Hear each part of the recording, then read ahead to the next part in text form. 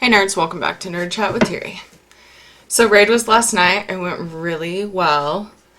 We were working on Yor'sahj Heroic, our fourth one, and we got it down in about 4 or 5 pulls. At least that's what it felt like to me. We didn't wipe that much at all.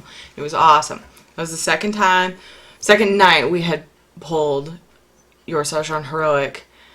The first time we did it was a long time ago. I believe before we got Ultraxin down. So we had only killed more chalk on Heroic. And the first time we did it, we pulled multiple bosses that night and just it wasn't going good. We wiped really quick and so we moved on. So we'd probably only spent like 30 minutes on it before ever. And I'm sure we didn't have the same group. But we got it down, and it was awesome. And it was a matter of me doing my homework. I had a chart of the kill order for the oozes, because the difference in Heroic is that 4 oozes come out on Yor'sahj instead of 3. And you have to choose whatever ooze accordingly to kill. So that means that you're going to get red and green sometimes together and stuff like that with purple.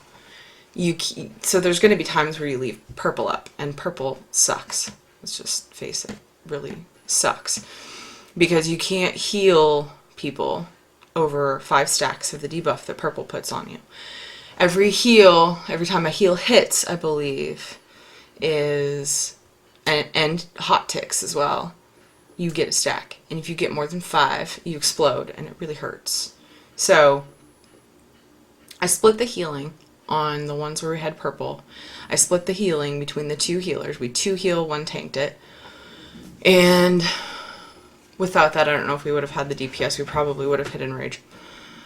But I split the heals. I believe what I did was my pally healer, I had do melee and tanks, and my priest healer, she actually switched to disc for this fight. After trying it in holy, she switched to disc, and that worked a lot better, she said. She took care of range and healers. So I may have it backwards, but anyway, the idea is to assign heals. There's not a lot of fights nowadays that really require that, but this one, it makes it a lot easier. I think without doing that, it would have taken them a lot longer to really find out how to keep from overhealing. And I think the healing issue, only caused maybe 1 wipe, maybe 2, and that's the main mechanic of that fight, is not overhealing on purple. That's really the biggest thing, I think. And so I was really proud of them. They did good.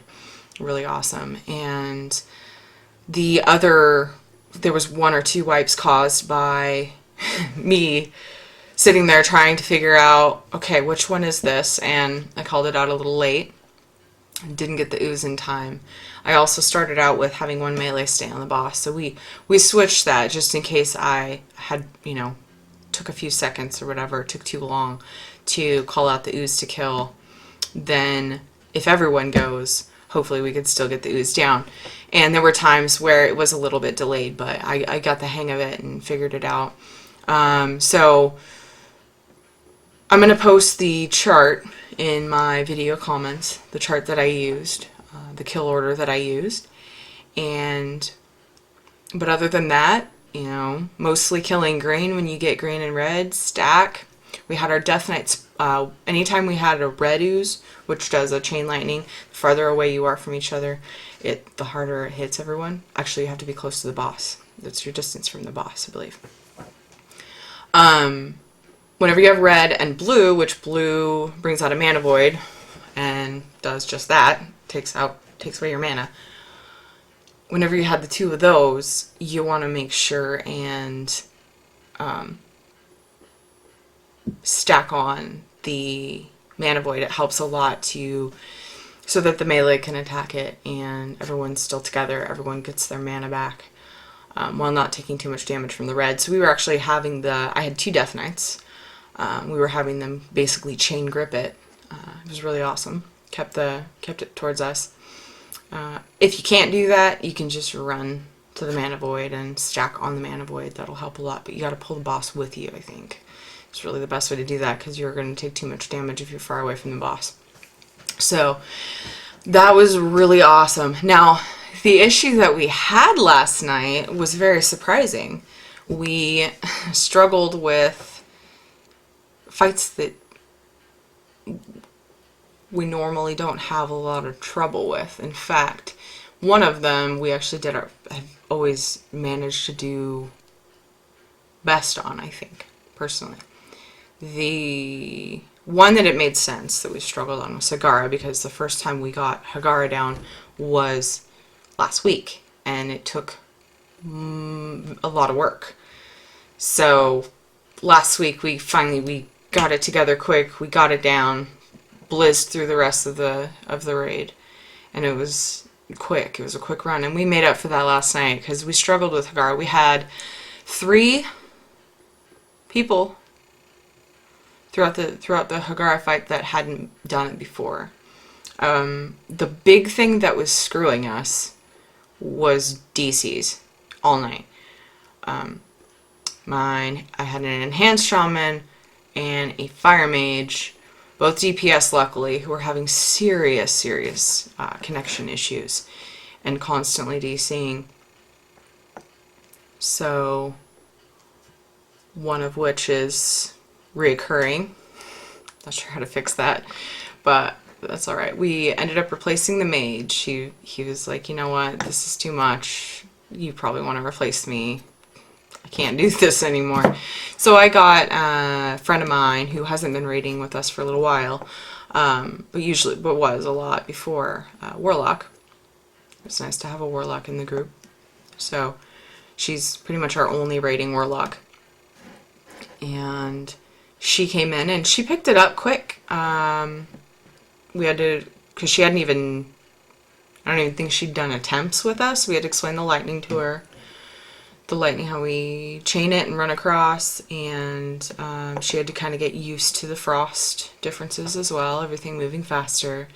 Died a couple times, but you got to learn it, and she figured it out, and we got it down really quick after we got her in there, actually, so I was really impressed.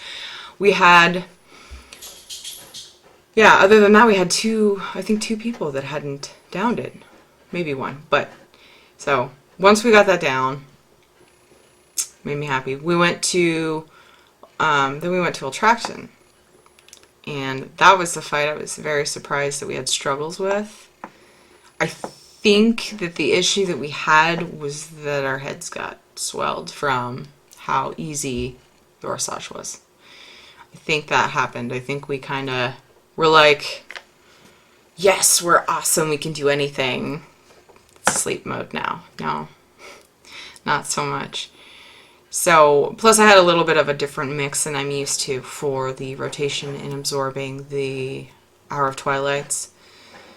You have to have 2 people per Hour of Twilight to absorb them, stay out, and use a cooldown, defense cooldown. So yeah, that went well finally. I mean, it was a struggle. I think we wiped more on Ultraxon than we did on I know we did more than Yor'sahj, but I think the most wipes were caused by Hagara, or done on Hagara.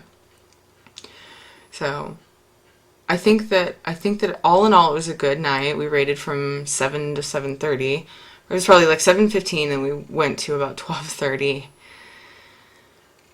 It was interesting because it was the first time that we had done a new heroic kill, and the majority of the time was spent on other bosses wiping. So I definitely think it was an issue where we were overconfident from how awesome we did on Yor'sahj.